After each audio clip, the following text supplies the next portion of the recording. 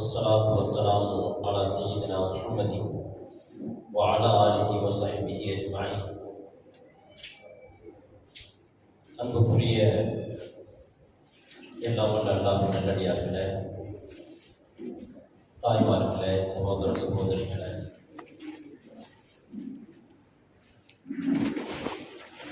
ஒரு சிறப்பான கல்வி சபையில நாம் எல்லாம் பங்கெடுத்து கொண்டிருக்கிறோம். இஸ்லாத்துடைய 5 கடமைகளில்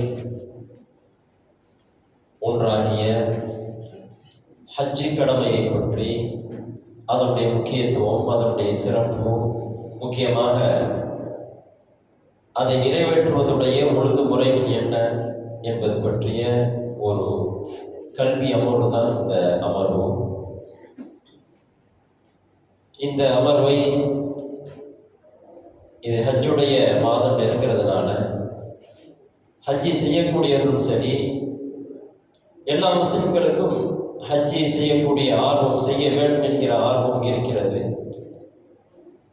அப்போ எல்லா முஸ்லிம்களுமே தெரிந்து கொள்ள வேண்டிய விஷயமாகவும் இருக்கிறது. ஆனால் ஹஜ்ஜி செய்யக்கூடியவர்கள் இந்த வருடம் ஹஜ்ஜி செய்யாவிட்டாலும் முஸ்லிம்களாக இருப்பவர்கள் ஹஜ்ஜி செய்ய வேண்டும் என்கிற ஆர்வம் உள்ளவர்களாக இருப்பார்கள். அவர்கள் தெரிந்து கொள்வதற்காக இந்த நிகழ்ச்சி ஏற்பாடு செய்யப்பட்டிருக்கிறது. அல்ஹம்துலில்லாஹ். அன்புக்குரியவர்களை நாம பார்க்கிறோம், பொதுவாகவே முஸ்லிம்கள்கிட்ட மக்கா என்கிற அந்த நகரத்தின் மீது பெரிய ஆசையும் ஆர்வமும் இருக்கிறது நம்ம பார்க்கிறோம். இந்த ஆசை, இந்த ஆர்வம் எப்படி ஏற்பட்டது? திருக்குர்ஆனிலே நாம் பார்க்கும்போது இப்ராஹிம் அலைஹிஸ்ஸலாம் அவருடைய ஒரு துஆ இருக்கிறது. அல்லாஹ் தஆலா இப்ராஹிம் அலைஹிஸ்ஸலாம் அவருடைய துஆவை சொல்லி காட்டுகிறான்.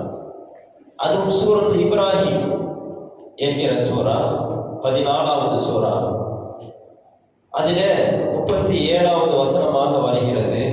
நாம் பார்த்தோம் என்று சொன்னால் அதிலே நமக்கெல்லாம் தெரியும், அல்லாஹ் தஆலா இப்ராஹிம் அலைஹிஸ்ஸலாத்துக்கு உத்தரவு போட்டான், அன்னை ஹாஜரையும் கை குழந்தையாக இருந்த இப்ராஹிமை கொண்டு போய் அந்த பாலைவனத்தில விட வேண்டும் என்று. அப்படி விட்டு அவர்கள் செய்த துஆ ஒரு காரணமாக இருக்கிறது. அந்த துஆ என்ன என்பதை அல்லாஹ் தஆலா குர்ஆனிலே சொல்கிறான். 14வது சூரா 37வது வசனம், ரப்பனா இன்னி அஸ்கன்து மின் ذُرِّيَّتِي بِوَادٍ غَيْرِ ذِي زَرْعٍ عِندَ بَيْتِكَ الْمُحَرَّمِ رَبَّنَا لِيُقِيمُوا الصَّلَاةَ فَاجْعَلْ أَفْئِدَةً مِنَ النَّاسِ تَهْوِي إِلَيْهِمْ وَارْزُقْهُم مِنَ الثَّمَرَاتِ لَعَلَّهُمْ يَشْكُرُونَ. இதான் இந்த இப்ராஹிம் அலைஹிஸ்ஸலாம் செஞ்ச துஆ. இதுல இப்ராஹிம் அலைஹிஸ்ஸலாம் என்ன சொல்றாங்கன்னு சொன்னா, அவங்க 2 பேரையும் விட்டுட்டு அவங்க திரும்ப ஆரம்பிக்கும் போது அல்லாஹ்விடத்திலே துஆ செய்கிறார்களாம். எங்களுடைய இறைவனே, என்னுடைய சந்ததிகளை நான் இந்த விவசாய பூமி இல்லாத இந்த வறண்ட பூமியில நான் தங்க வைத்திருக்கிறேன். அதுவும் இந்த பைத்திக்கல் முஹர்ரம், புனிதமான உன் இல்லத்திற்கு அருகில்.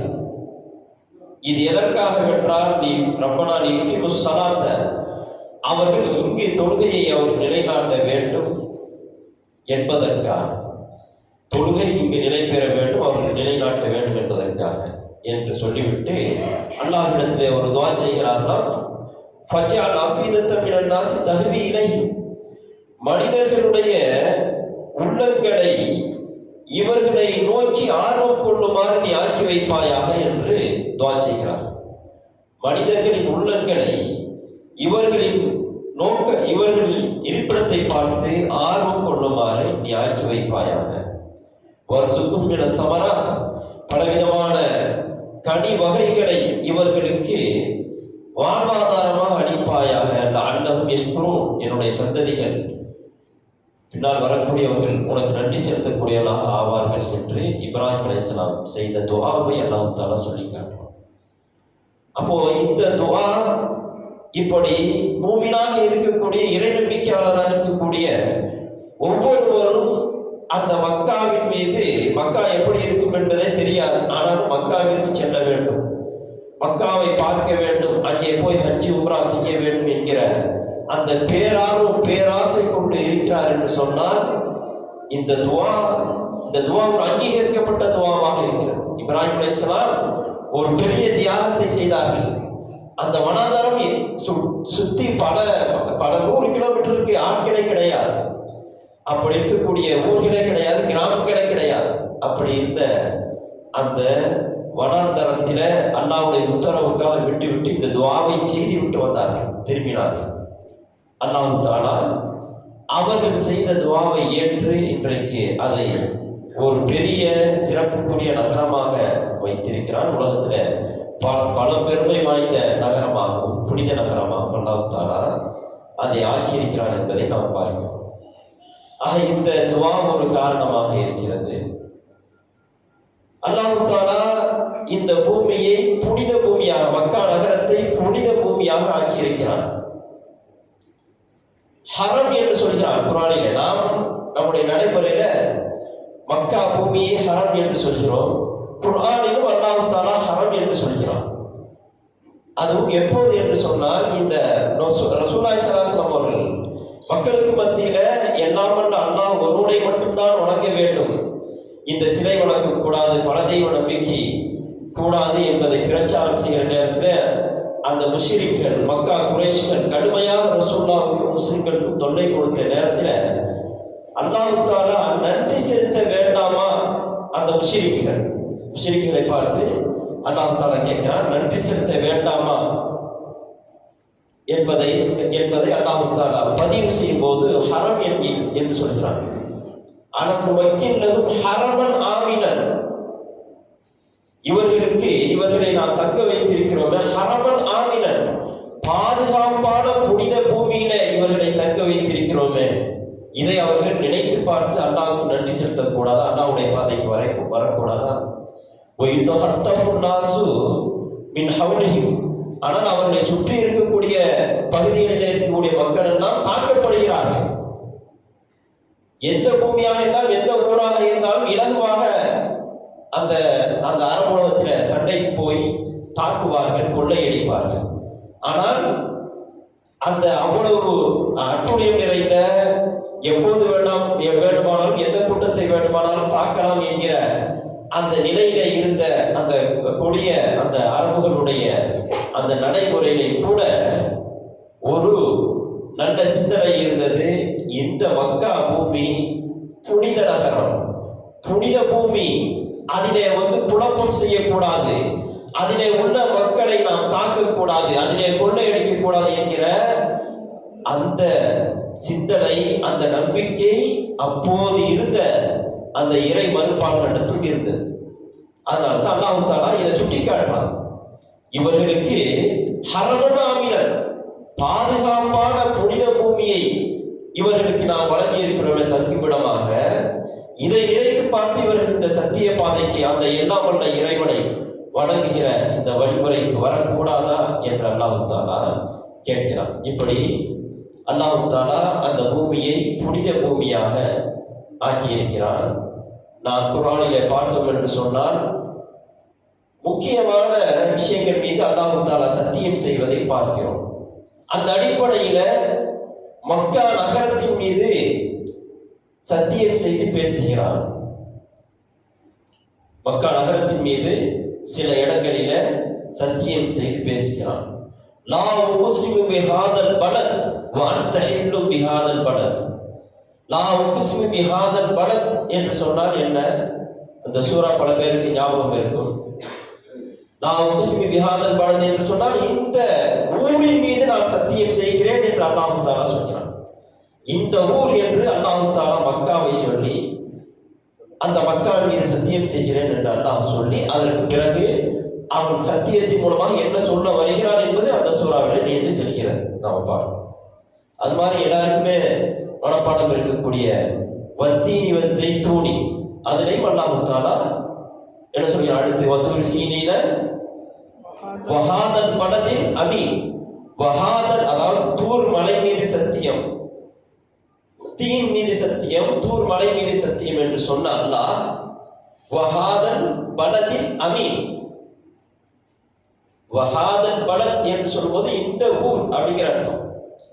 அல் அமீன் சொன்னா பாதுகாப்பான இந்த ஊரின் மீது சத்தியமாக என்று அல்லாஹ் தஆலா மக்காவுடைய அந்த சிறப்பு தகுதியை சொல்லி அல்லாஹ் தஆலா சத்தியம் செய்கிறான் என்று சொன்னால், மக்கா ஒரு புனிதமான பூமி. அந்த புனிதமான பூமியில அல்லாஹ் தஆலா இந்த முஸ்லிம்கள் எல்லாம், இறை நம்பிக்கையாளர்கள் எல்லாம் ஒன்று கூடி செய்யக்கூடிய இந்த ஹஜ் என்கிற இந்த வணக்கம் செய்யப்பட வேண்டும் என்பதை அல்லாஹ் தஆலா ஒரு கடமையாக ஆக்கியிருக்கிறான். அந்த அடிப்படையில தான் அல்லாஹ் தஆலா புனித பூமியாக அறிவித்தது அல்லாஹ் தஆலா ஆதி காலத்திலேயே அறிவிச்சிட்டான். அதுல முக்கியமாக இப்ராஹிம் அலைஹிஸ்ஸலாம் அவர்கள் இந்த காபாவை கட்டி முடித்த பிறகு அல்லாஹ் தஆலா அவர்களுக்கு உத்தரவு போட்டான். வாதின் ஃபின்னாஸில் ஹஜ்ஜுக்காக மக்களுக்கு அறிவிப்பு கொடுப்பீராக. காபாவை கட்டி முடித்தார்கள்.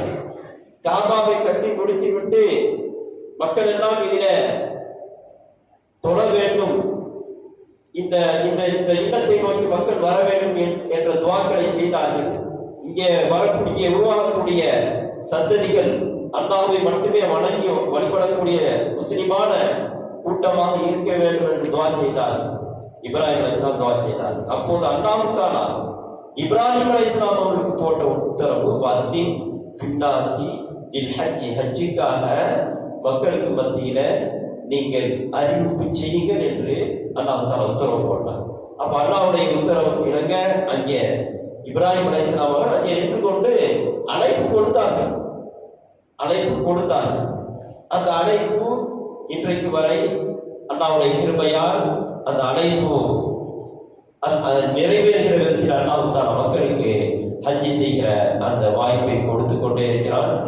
பல்லாயிரக்கணக்கான பல லட்சக்கணக்கான கோடிக்கணக்கான இறை நம்பிக்கையாளர்கள் தொடர்ச்சியாக இந்த இப்ராஹிம் அலைஹிஸ்ஸலாம் கொடுத்த அழைப்பை ஏற்று அந்த ஹஜ்ஜை தொடர்ந்து கொண்டிருக்கிறார்கள். அது இறுதி காலம் வரை நடந்து கொண்டே இருக்கும். ஆக இப்படிப்பட்ட புனிதமும் சிறப்பும் பாதுகாப்பும் பெற்ற இந்த மக்கா நகரத்தில இந்த ஹஜ் என்கிற அந்த கடமை அல்லாஹ் தஆலா செய்யும்படி முஸ்லிம்களுக்கு அல்லாஹ் தஆலா ஏவியிருக்கிறான். அதை நாம் ஒவ்வொருவரும் அந்த கடமையை நிறைவேற்ற வேண்டும் என்கிற அந்த ஆர்வம் நமக்கு ஒவ்வொருவருக்கும் இருக்க வேண்டும். ஒவ்வொருவரும் நியத்து வைக்க வேண்டும். அல்லாஹ் தஆலா ஒரு காரியத்தை நமக்கு செய்ய வாய்ப்பு கிடைக்கிறதோ இல்லையோ, அதை செய்ய வேண்டும், நாம் நிறைவேற்ற வேண்டும் என்கிற உண்மையான எண்ணம் இருக்கும் என்று சொன்னால், செய்வதற்கான வாய்ப்பு இல்லாவிட்டால் கூட அல்லாஹ் தஆலா அதுக்கான நற்கூலியை தருவான் என்பதுதான் நமக்கு குர்ஆனில் ஹதீஸில் சொல்லப்பட்டிருக்கக்கூடிய ஒரு உறுதிமொழி. அதை நாம் ஏற்று நாம் இந்த கடமை, அல்லாஹ்வுடைய கடமையில் எல்லாவற்றையும் சிறப்பாக செய்ய வேண்டும். குறிப்பாக இந்த ஹஜ்ஜுடைய கடமையை செய்வதற்கான நியத்து ஆர்வம் நாம் கொள்ள வேண்டும். எல்லாம் அல்லாஹ் தஆலா நம் அனைவருக்கும் அதுக்கு தௌஃபீக் செய்வானாக. இந்த நிகழ்வில்